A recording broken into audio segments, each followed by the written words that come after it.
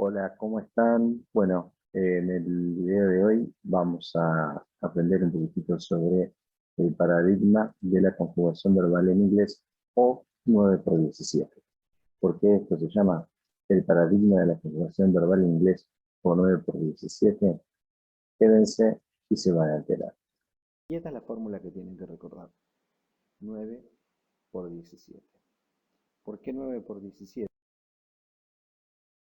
9 son los tiempos verbales que están en inglés y 17 son los tiempos verbales equivalentes en castellano, como se ve en el cuadro que además ustedes ya tienen, ¿sí?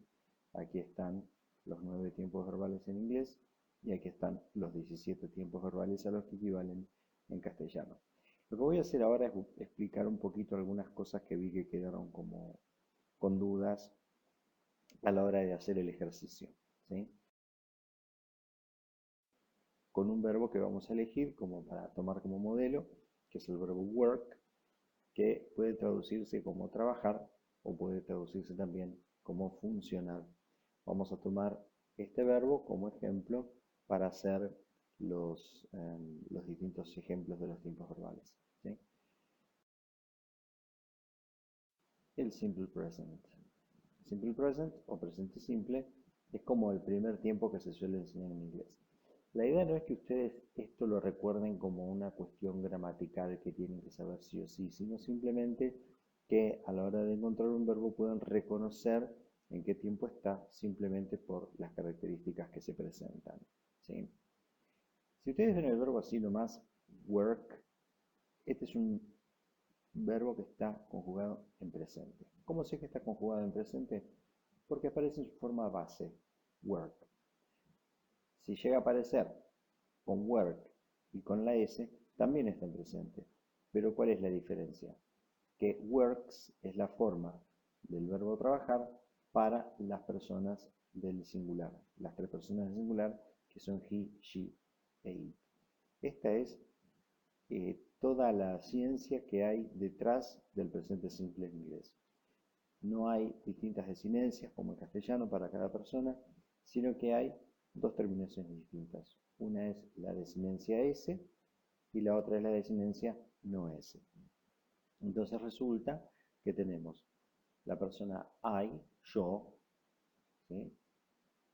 Que con el verbo work queda la frase I work o yo trabajo, y la persona he, que va con la forma works, que sería he works o él trabaja. Así seguimos con you work, vos trabajás, she works, ella trabaja, we work, nosotros trabajamos, it works, que podemos traducirlo como funciona, y they work, que quiere decir ellos trabajan. Esto es todo lo que hay. Ya vemos que podemos decir que el verbo en presente es work y que solamente agrega ese cuando estamos hablando de una tercera persona del singular. Y esta es la forma equivalente al presente del indicativo y al presente del subjuntivo. Cuando yo digo I work, puedo decir yo trabajo o puedo decir cuando yo trabaje. We work, nosotros trabajamos, o cuando nosotros trabajemos. Y lo mismo con he works, él trabaja, o si pongo el when he works, cuando él trabaje o cuando él trabaja. Todo depende del contexto. Como les dije, en este curso vamos a tener muy en cuenta la contextualización de los ejemplos, ¿sí? Lo importante es que siempre que veamos el work o works, sepamos que está en una de las dos formas del presente. Vamos con el siguiente tiempo. El siguiente tiempo es el pasado simple o simple past. Este tiempo es bastante más sencillo. Volvemos a tomar el verbo work, que es trabajar, pero también elegí otro verbo, el verbo see, que es el verbo ver. ¿Por qué elegí otro verbo para explicar el pasado simple? Porque estos verbos pertenecen a dos categorías diferentes de verbos en inglés. El verbo work pertenece a la categoría de verbos regulares, que es la gran mayoría de los verbos en inglés. ¿Qué quiere decir que es regular? Que cuando lo conjugo en su forma pasada, le agrego la terminación ed. Mientras que sí es un verbo irregular. ¿Por qué es un verbo irregular? Porque cuando pasa al pasado no agrega la terminación ed, sino que sufre una transformación. En este caso, el verbo sí se transforma en so. Los verbos irregulares en inglés son muy pocos, debe haber un centenar de ellos, no más, y de hecho es una cantidad que tiende a disminuir porque día a día los verbos en inglés van convirtiéndose en regulares lentamente. Así que lo importante es saber que hay una gran cantidad de verbos que son regulares y todos agregan ed tanto en su pasado como en su participio, mientras que los verbos irregulares son más escasos. En todo caso, si tenemos que conjugar un verbo en pasado en inglés, la recomendación es fijarse si es uno de los verbos irregulares. Si es uno de los verbos irregulares, voy a tenerlo en una lista y esa lista me va a dar su forma pasada. Si no está en la lista, es un verbo regular, lo cual quiere decir que para hacer su pasado se le agrega solamente la terminación ed. Ahora vamos al uso. Lo que tiene de bueno el pasado simple es que es la única terminación para todas las personas. Yo digo I worked, you worked, he worked, she worked, it worked, we worked, you worked y they worked. La terminación ed es la que me indica que el verbo está en pasado. ¿Cuál es la persona o cuál es la forma para traducir el verbo worked? Y va a depender de la persona que tiene delante. Si es I worked, sería yo trabajé o yo trabajaba, porque puede ser el pretérito perfecto simple o el imperfecto, el indicativo. We worked, nosotros trabajamos o nosotros trabajábamos. They worked, ellos trabajaban o ellos trabajaron. She saw, ella vio o ella veía. He saw, él vio, él veía. You saw, puede ser vos viste, vos veías, ustedes vieron, ustedes veían. Cualquiera de las cuatro formas. Ahora, ¿qué pasa si yo adelante de la persona, por ejemplo, le agrego un if, que es un conector, un sí condicional? Esto hace que automáticamente el pretérito se convierta en una forma de subjuntivo. Entonces, cuando yo decía I worked y lo traducía como yo trabajaba, si yo digo if I worked, estoy diciendo si yo trabajara.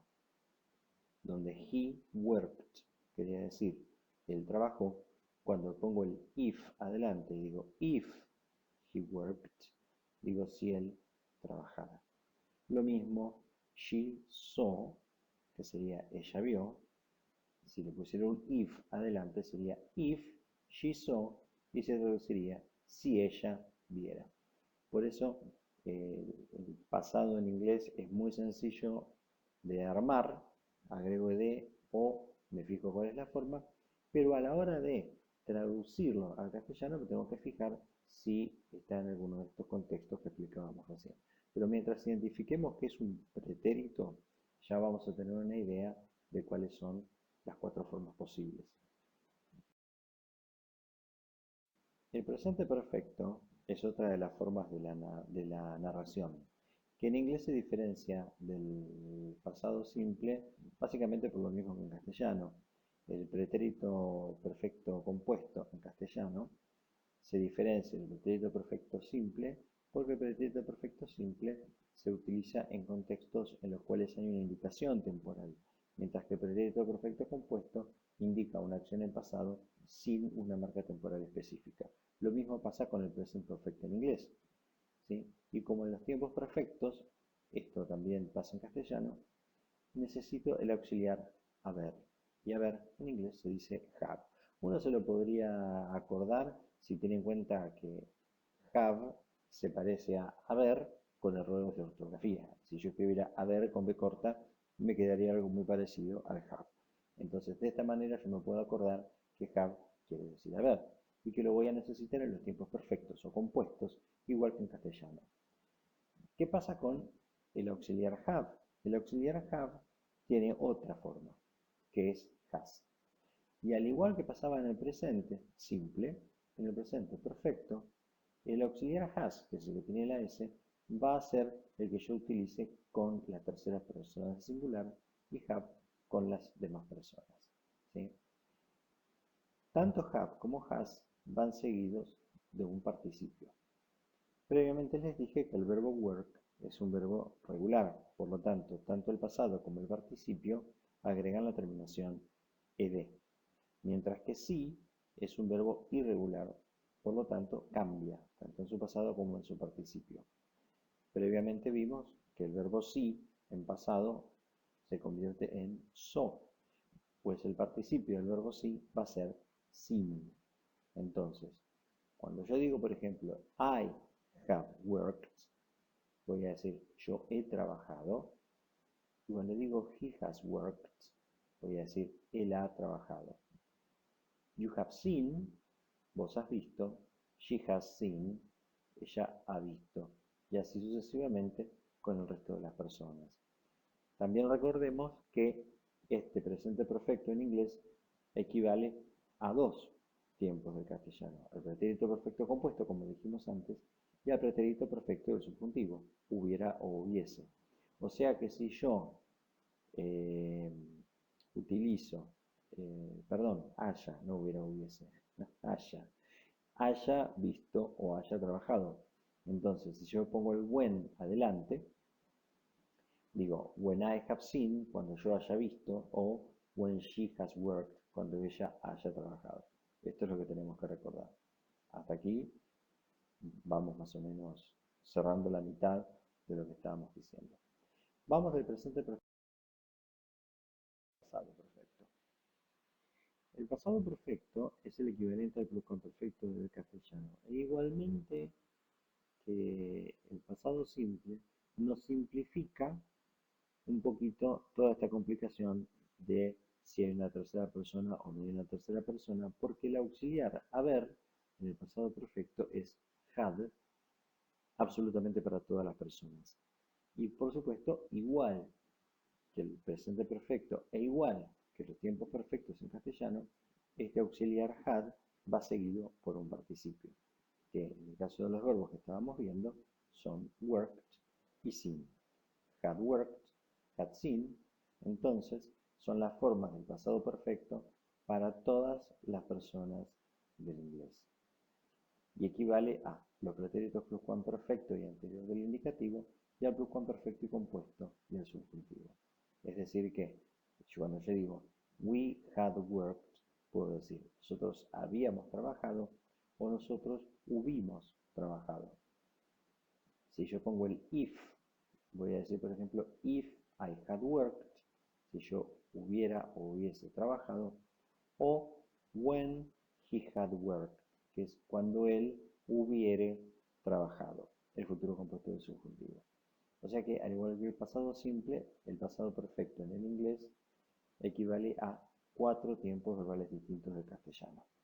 Creo que con esto más o menos empezamos a entender por qué a la hora de elegir una lengua para estudiar se elige el inglés sobre el castellano. No por una cuestión de estética, de belleza o de ninguna otra cuestión, sino porque simplemente el inglés es una lengua que resume un montón de conceptos y un montón de ideas en menos palabras que el castellano.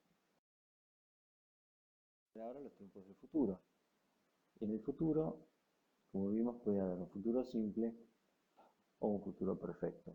Y en este video en particular no me voy a referir al futuro conjuntivo o futuro perifrástico, que sí lo explicamos en la guía de gramática. El futuro simple es el que se hace con will.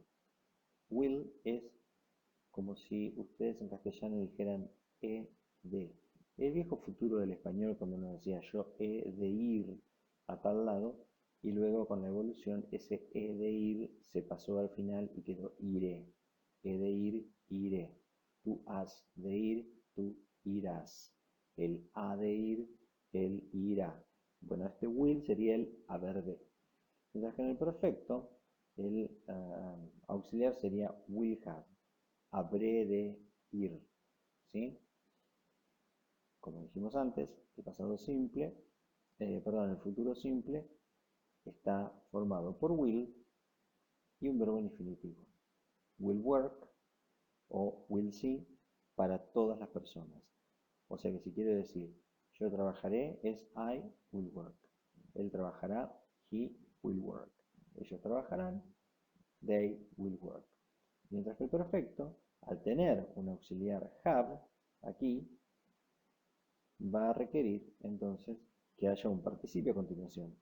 Entonces, cuando diga you will have worked, voy a traducirlo como vos habrás trabajado, y they will have seen se va a traducir como ellos habrán visto, que son los equivalentes al futuro imperfecto y al futuro perfecto del indicativo. Y ahora vamos al condicional, o conditional en inglés. Con el condicional hay algo que siempre me gusta tirar alguna como una especie de tip o secreto para recordar más fácilmente. El condicional puede ser simple o perfecto, igual que el futuro, y en lugar del auxiliar will va a requerir del auxiliar would, que una forma sencilla de recordar es hacer de cuenta que would quiere decir ia, como la terminación del condicional en castellano, pero que en castellano uno toma el verbo, por ejemplo, correr, y para formar el condicional le pone la desinencia ia, entonces queda correría. Bueno, este would en inglés sería el ia, mientras que el perfecto requiere de would have.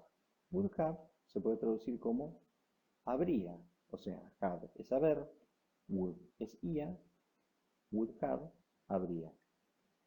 E igual que pasa con el futuro, el would va seguido de un infinitivo. Entonces, si work es trabajar, would work es trabajaría. Si sí es ver, would see es vería. Con would have, que rige un participio, voy a tener would have worked, habría trabajado, would have seen, habría visto. ¿Sí? Y así se forman el condicional simple y el condicional perfecto del indicativo. ¿Qué hay que recordar? Would quiere decir ia, would have quiere decir habría. Y esto es más o menos todo. Si uno recuerda que habría va seguido de un participio, entonces ya sabe que a la hora de necesitar decir una terminación ado o ido, ¿qué hace? Se va a la lista de verbos. Si en la lista de verbos irregulares aparece el verbo que necesitamos, entonces busco cuál es su participio y lo uso copiándome de esa lista. Si no llega a estar, le agrego la id y formo el participio. Esto lo podemos seguir viendo más adelante. Simplemente esto es una introducción al 9 por 17 que estábamos diciendo antes. Nos queda el imperativo. El imperativo es bastante similar al imperativo del español, que suele adoptar la forma del infinitivo, cuando el español sabemos que el imperativo tiene solamente una forma que le es propia, que es la segunda persona, ¿no? Corre o corred, según le dé la orden a una primera, a una segunda del singular o a una segunda del plural. El castellano rioplatense lo que ha hecho fue utilizar el corran y el corré, ¿sí? Y después le pide prestado el subjuntivo todas las formas para las personas que no son la segunda del modo imperativo. Pero en inglés el imperativo se hace mucho más sencillo. Simplemente, dijimos el imperativo, perdón, dos formas. Puede ser corran, puede ser no corran, es un afirmativo y un negativo. El afirmativo es simplemente el verbo en infinitivo. Work, trabajen o trabajar. Y después tomé el verbo look. Acá cambié, me fui del sí porque el verbo sí quiere decir ver de un modo casual. Por ejemplo, cuando uno ve un accidente, cuando uno ve que se cae algo. Mientras que look quiere decir mirar, dirigí tu mirada hacia tal lado. Por eso preferí usar el verbo look y no el verbo sí para dar un ejemplo de imperativo. ¿Qué hago con el negativo? El imperativo negativo. Simplemente le pongo un don't adelante y ya estoy dando una orden en negativo. Don't work, no trabajes. Don't look, no mires. ¿Sí? Hace que vayamos a los negativos. ¿Qué pasa con los negativos en inglés? ¿Cómo se hace una negación en inglés? Y acá está el famoso algoritmo que siempre estudiábamos en la escuela secundaria. Pues bien, para ver cómo se hace un negativo en inglés, tenemos que tener en cuenta que cuando uno habla en afirmativo, puede pasar que haya verbos sin auxiliares y que haya verbos con auxiliares. Cuando digo verbos me refiero a núcleo verbal, ¿sí? Cuando tienen auxiliar son los tiempos que ya vimos, los perfectos, que tienen have, has y had. El presente perfecto tenía had y has, el pasado perfecto tenía had, el futuro tenía will y el condicional tenía would. Estos son los auxiliares.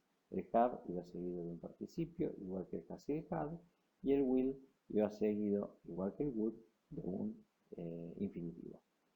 ¿Qué hago con estos casos? Bien, ahora lo vamos a ver. ¿Qué pasa cuando los verbos no tienen auxiliares? Como es el caso del presente, que decíamos work y no hay un auxiliar antes. Pues bien, en esos casos le agrego el don't adelante del verbo. Si yo en presente decía I work, para decir yo no trabajo, voy a decir I don't work. Si yo decía ella trabaja, she works, para decir ella no trabaja, voy a decir she doesn't work. Y lo que pasa con los verbos que tienen auxiliares es que simplemente le pongo el not al auxiliar. Have se va a convertir en haven't, hasn't, hadn't, y así. Y acá tenemos algunos ejemplos, ¿sí? Haven't worked, no he trabajado. Hasn't worked, no ha trabajado. Yo ya tenía el have en el presente, en el afirmativo. Decía, she has worked, ella ha trabajado. Lo convierto en negativo, she hasn't worked. Simplemente le agrego el not. El will también, I will work, yo trabajaré. I will not work, yo no trabajaré. Mientras que, cuando no había auxiliar, por ejemplo, en el presente yo decía I work, en negativo digo I don't work. She works, she doesn't work. Y en el pasado, cuando yo decía, por ejemplo, I worked, yo trabajé, voy a negar utilizando el verbo didn't. ¿Cuál es la característica? Que acá los verbos van a estar en su forma base. O sea, que al tener un auxiliar don't, doesn't o didn't, los verbos no van a tener ninguna terminación. ¿Por qué? Porque el tiempo va a estar dado en el auxiliar.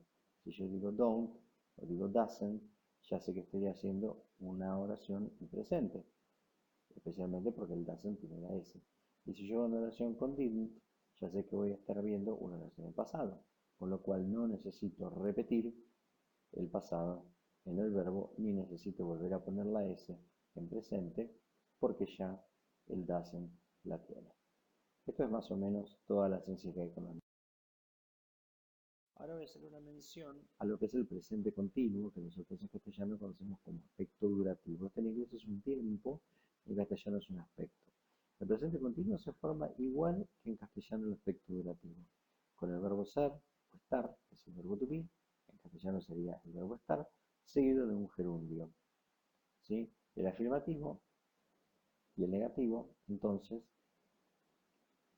tenemos ejemplos con el afirmativo. I am studying, yo estoy estudiando. Fíjense que toma el verbo study y le agrega la terminación ing. Esta terminación ing, cuando está siguiendo a un verbo auxiliar be, es la terminación de gerundio. I am studying sería yo estoy estudiando. She is studying, ella está estudiando. We are studying, nosotros estamos estudiando. Y como la frase verbal tiene aquí un verbo auxiliar, que ustedes recuerdan lo que yo dije en la diapositiva anterior, cuando haga el negativo, lo único que tengo que hacer es poner un not después del auxiliar. O sea que para negar I am studying, voy a decir I am not studying. She is studying, she isn't studying. We are studying, we aren't studying. Y con esto hago el presente continuo. También existe el pasado continuo. El pasado continuo se hace convirtiendo este auxiliar am, no convirtiéndolo, sino conjugándolo, perdón, en su forma pasada. Lo mismo con el is. O sea, ¿qué diferencia hay entre el presente y el pasado continuo? Simplemente que lo que cambia de tiempo es el auxiliar, igual que en castellano. En castellano yo digo, yo estoy estudiando, yo estaba estudiando, cambia el auxiliar. Entonces lo que tengo que hacer en inglés, también tomo el auxiliar y lo convierto, o lo transformo, lo conjugo en su forma pasada. Bueno, espero que les haya resultado interesante y que puedan sacar provecho de la explicación. Nos vemos en el próximo video.